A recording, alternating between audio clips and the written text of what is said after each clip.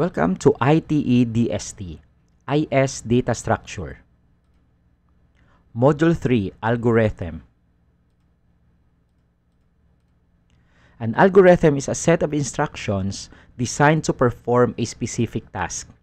This can be a simple process, such as multiplying two numbers, or a complex operation, such as playing compressed video file.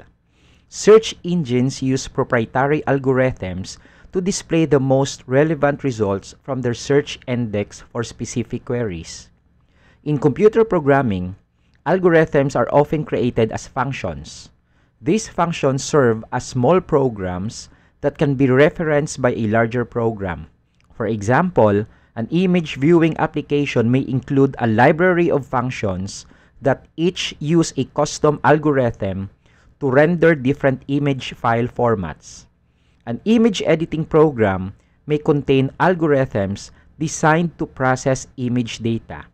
Examples of image processing algorithms include cropping, resizing, sharpening, blurring, red eye reduction, and color enhancement. Major categories of algorithms. A sorting algorithm is used to rearrange a given array or list elements according to a comparison operator on the elements. The comparison operator is used to decide the new order of element in the respective data structure. Searching algorithms are designed to check for an element or retrieve an element from any data structure where it is stored. Based on the type of search operation, these algorithms are generally classified into two categories. Sequential search. In this, the list of array is traversed sequentially and every element is checked. For example, linear search. Interval search.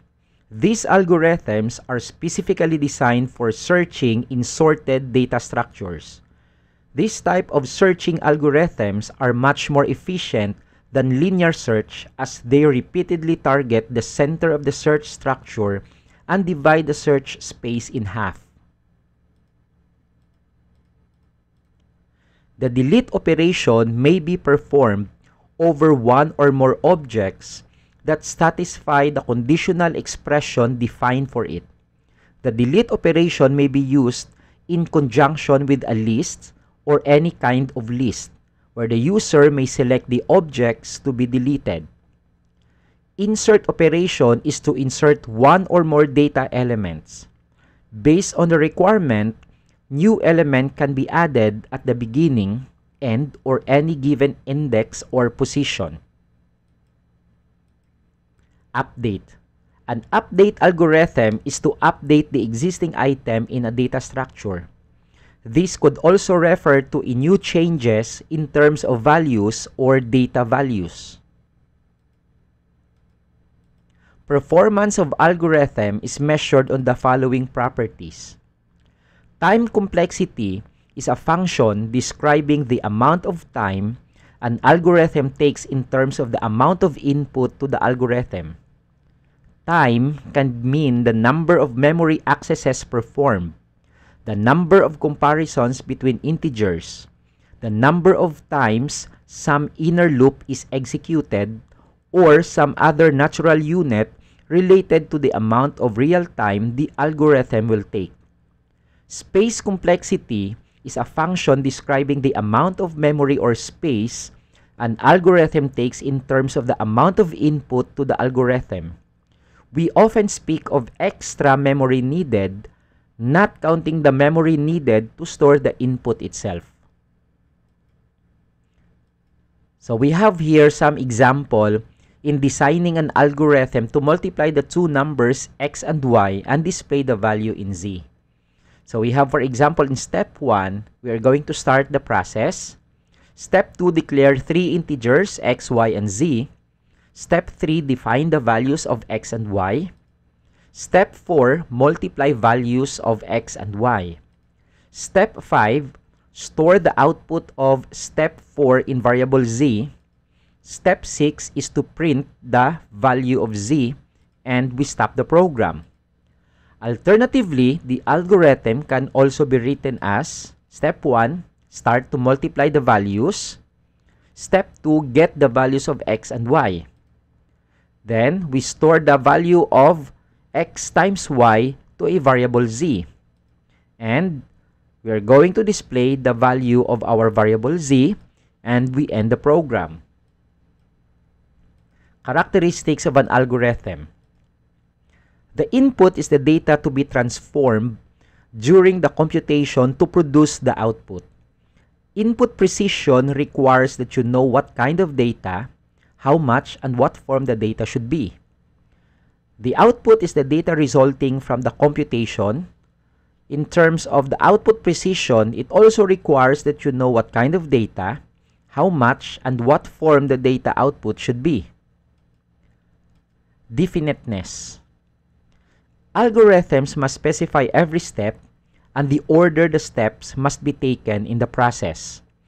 Details of each step must also be spelled out, including how to handle the errors. Effectiveness. It should not contain any unnecessary and redundant steps which could make an algorithm ineffective. Finiteness.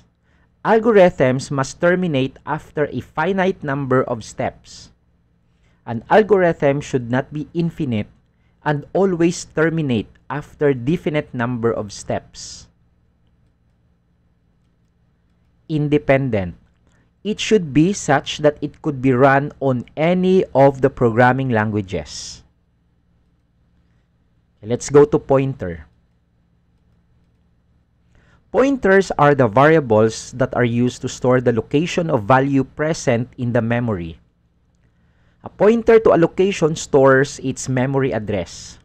The process of obtaining the value stored at a location being referenced by a pointer is known as dereferencing. It is the same as the index for a textbook, where each page is referred by its page number present in the index. One can easily find the page using the location referred to there. Such pointers usage helps in the dynamic implementation of various data structures such as stack or list. Pointer improves the performance for repetitive process such as traversing string, lookup tables, control tables, and tree structures. Traversing just means to process every character in a string, usually from left end to right end. A lookup table is an array that replaces runtime computation with a simpler array indexing operation.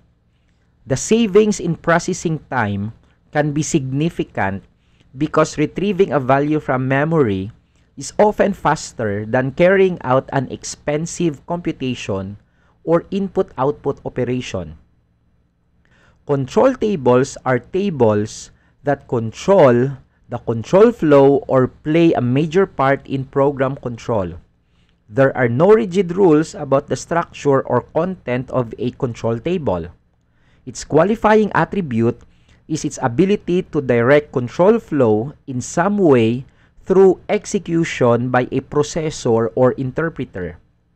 A tree structure or tree diagram is a way of representing the hierarchical nature of a structure in a graphical form.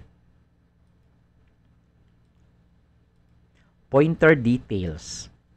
A pointer is an address which is a numeric value. You can perform arithmetic operation on a pointer just as you can on a numeric value. There are 4 arithmetic operators that can be used on pointers. An array of pointers is an index set of variables where the variables are pointers which is referencing a location in memory. Pointers are important tool for creating, using, and destroying all types of data structures. An array of pointers is useful for the same reason that all arrays are useful. It allows you to numerically index a large set of variables. A pointer to a pointer is a form of multiple indirection or a chain of pointers. Normally, a pointer contains the address of a variable. When we define a pointer to a pointer, the first pointer contains the address of the second pointer, which points to the location that contains the actual value. When we pass a pointer as an argument instead of a variable, then the address of the variable is passed instead of the value. So any change made by the function using the pointer is permanently made at the address of passed variable. This technique is known as call by reference. Pointer as a function parameter is used to hold addresses of arguments passed during function call. This is also known as call by reference. When a function is called by reference, any change made to the reference variable will affect the original variable. A function can also return a pointer to the calling function. In this case, you must be careful because local variables of function doesn't live outside the function. They have scope only inside the function. Hence, if you return a pointer connected to a local variable, that pointer will be pointing to nothing when the function ends. In this example, variable A contained a value of 10, which has an address of 2000. On the other hand, variable B was assigned the reference address of a variable A. If we output the value of B, it will display the reference address of variable A, which is 2000. This is also another example of using reference value using C++. So the output of this sample code is the value of A, which is equal to 5, but the address of A is equal to 0x6DFEEC. And the value of our B in terms of the address is in reference to the address of variable A, which is 0x6DFEEC. Structure. So a structure is a composite data type that defines a group list of variables that are to be placed under one name in a block of memory. Usually, it allows different variables to be accessed by using a single pointer to the structure. Syntax. A syntax is a set of rules that define what the various combinations of symbols mean.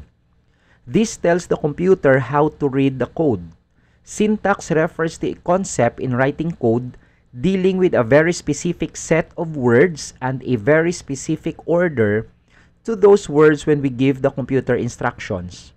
This order and this strict structure is what enables us to communicate effectively with a computer. Syntax is to code like grammar is to English or any other language. A big difference, though, is that computers are really exacting in how we structure that grammar or our syntax. Advantages: it can hold variables of different data types. We can create objects containing different types of attributes. It allows us to reuse the data layout across the programs. And it is used to implement other data structures like linked lists, stacks, queues, trees, and graphs.